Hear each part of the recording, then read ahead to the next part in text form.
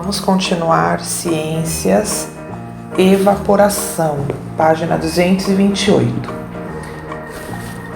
Vamos aprender agora, pessoal, a separação de componentes solúveis em água, tá? Então vamos lá, evaporação. 6. Você acha que é possível separar componentes solúveis em água? O sal de cozinha é obtido da água do mar, nas chamadas salinas, onde o sal é separado da água. Isso é possível graças à técnica de separação chamada evaporação. Então veja ao lado uma imagem, é o sal, tá? Então é a salina com morros de sal em Macaú, Rio Grande do Norte.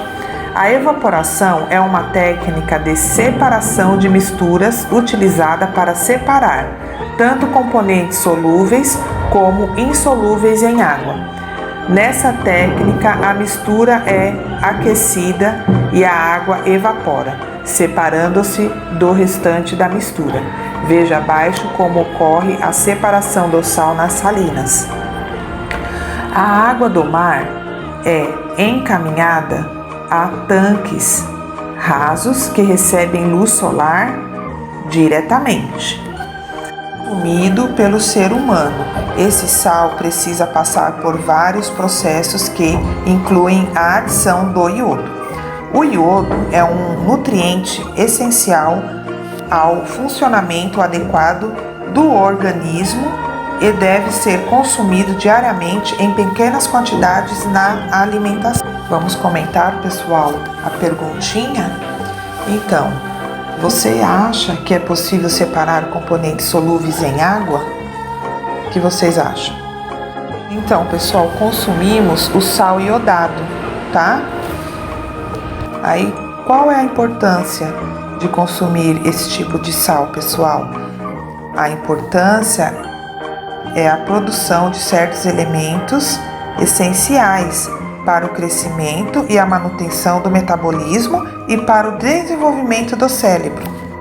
Exemplo, vocês peguem o saquinho do sal aí na casa de vocês e observem os componentes. Vocês irão ver que tem lá uma porcentagem de sal iodado, porque é essencial para o nosso crescimento e manutenção do metabolismo, tá? Para o nosso desenvolvimento.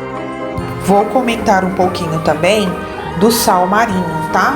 Então, o sal marinho é extraído pela evaporação da água do mar, enquanto o sal de rocha é retirado de minas subterrâneas, resultantes de lagos e mares antigos que secaram, tá?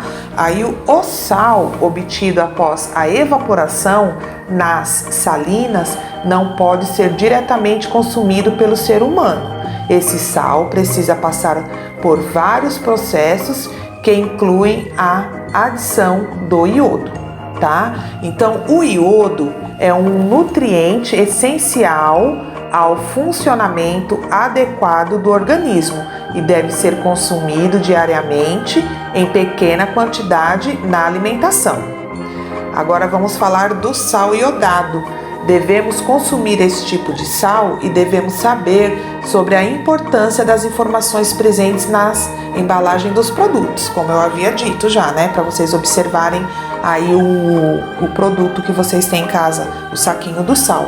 Então, o iodo é utilizado pelo corpo para a produção de certos elementos essenciais para o crescimento e a manutenção do metabolismo e para o desenvolvimento do cérebro. Exemplo, hoje há opções de sal para consumo. O consumo deve ser moderado. Os benefícios são vários: funcionamento normal dos hormônios, da tireoide e o desenvolvimento dos bebês durante a gestação. Mas o sal deve ser consumido moderadamente para que a pessoa não desenvolva doenças crônicas. Certo, pessoal? Deu para entender um pouquinho a importância do sal? Vamos falar agora sobre destilação, página 229. Algumas flores exalam cheiros agradáveis. Você acha que é possível extrair da planta o componente responsável por esse cheiro, pessoal? O que vocês acham? Sim, né, pessoal? Pois os insetos, os animais e as plantas são polinizadores, não esquecendo também das aves, tá? Então, os óleos produzidos pelas plantas ajudam a atrair animais polinizadores e afastar predadores. Continuar. As plantas produzem diferentes materiais, algumas produzem óleos que em muitos casos são responsáveis pelo aroma dessas plantas. Muitos desses óleos são usados pela indústria farmacêutica, de cosméticos e de perfumaria. Para extrair os óleos de um vegetal, como o eucalipto, as indústrias utilizam uma técnica de separação chamada destilação. Essa técnica é utilizada principalmente para separar componentes sólidos e líquidos de misturas homogêneas. Veja a seguir. Então, vamos para a figura 1. A mistura é aquecida em um recipiente. 2. O componente da mistura, com menor ponto de ebulição, evapora e passa para o condensador. 3. No condensador, o vapor se resfria e se condensa, retornando ao estado líquido. 4.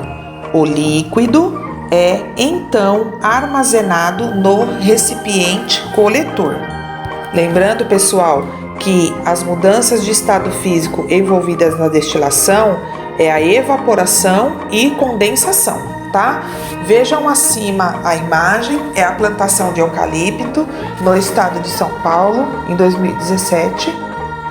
Nessas plantas, o óleo é extraído, principalmente das folhas.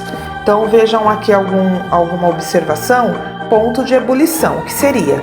É a temperatura na qual um material passa do estado físico líquido para o gasoso. Vamos continuar com a página 230, centrifugação. Outra técnica que possibilita a separação de componentes sólidos e líquidos de uma mistura é a centrifugação.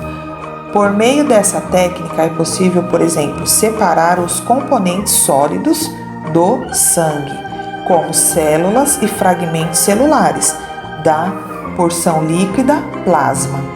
Veja a seguir como funciona essa técnica. Veja abaixo as imagens.